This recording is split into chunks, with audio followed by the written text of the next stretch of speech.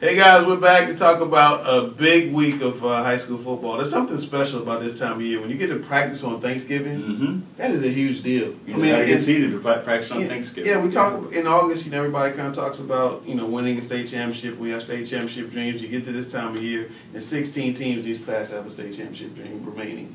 That's a pretty special night of football. And let's get right down to it. Butler's going to West Forsyth. Didn't do so well last time we went to Winston-Salem. No, they didn't. That was not a good game for them. But it was one of those games down to Mount Tabor. Right, but it was one of those games that that Coach Hales talks about that he feels like they learned a lot from. Some of those tough road losses with a young team. He feels like they really learned a lot. And like I put in the story on Saturday morning, I mean, he really feels like this team has a chip on its shoulder. That people don't think they can do anything this year. And he's using that with his team, and they feel like it's weird to say Butler's kind of the underrated. That's the kind of people aren't expecting. I gotta find something to be bad about. So that's the mentality they have right now, and that's what they're taking up there. So we'll see how they do. Butler, what's you say? Butler. I'm gonna pick Butler. I got the Bulldogs, and the Bulldogs are gonna play Mallard Creek. So I'm giving away my next pick. Mallard Creek has Northwest Guilford coming in. Northwest Guilford's 12-1. Hadn't seen a defense like they're gonna see Friday night.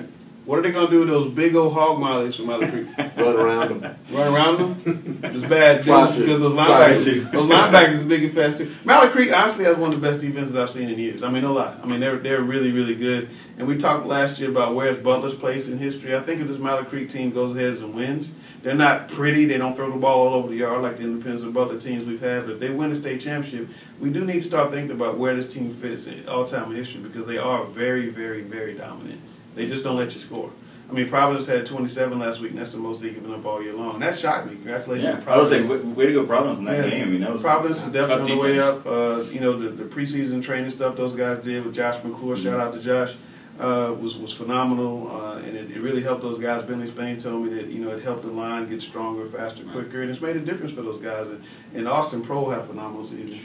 Providence going to Carolina, but I think Providence is going to up with Coach Harden over there, and I think they're on the right path.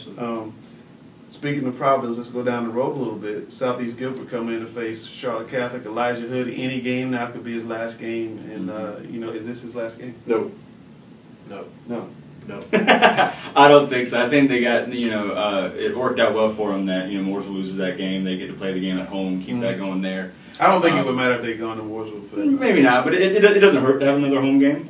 They're hard to beat at home. They're very hard to beat at home. That those fans are right on top of that. Yeah, that crowd is decided 3 to 4 points. For them. And we talk about playing on Thanksgiving. Catholic's been in 3 straight Thanksgiving at the weekend games, and this is going to be their 4th. And they got a chance to go to a 4th straight Western Regional Final. I think they get there. I think they do too. Yes. All right, so Catholic moves on. Let's also talk about Rocky River, one of the big surprise teams in the area. I think a lot of people aren't familiar with Rocky River, relatively new school. They don't have a star player. Right. They don't put up 500 yards a week. They don't have that, fantastic offense. How are they getting it done?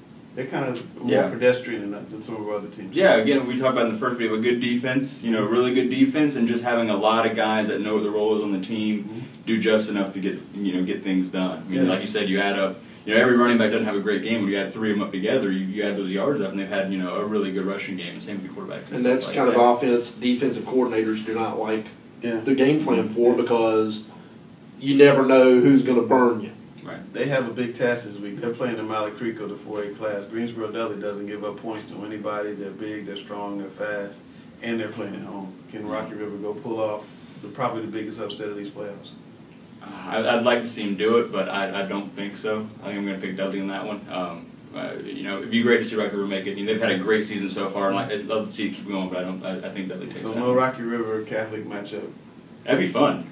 That'd be fun to see a good defense get the last, but I don't see it now. That would be interesting. I'm going to say Dudley, but if Rocky River can smack them in the nose early, maybe force a couple of turnovers, and capitalize on them, all bets are off. Absolutely. I know that hanging with Richmond County doesn't look quite the same now because this Richmond County team is not what we thought. But early in the season, when Rocky River went to Richmond County and gave them all they wanted, I would say, hey, this team might really have something. Then they beat Butler. I think they've shown they can hang with the best in the state. I think they're going to go give Greensboro Dudley a really good game. And right now, on Monday, as we're filming this, I'm calling the upset. Rocky River to go to state finals, semifinals.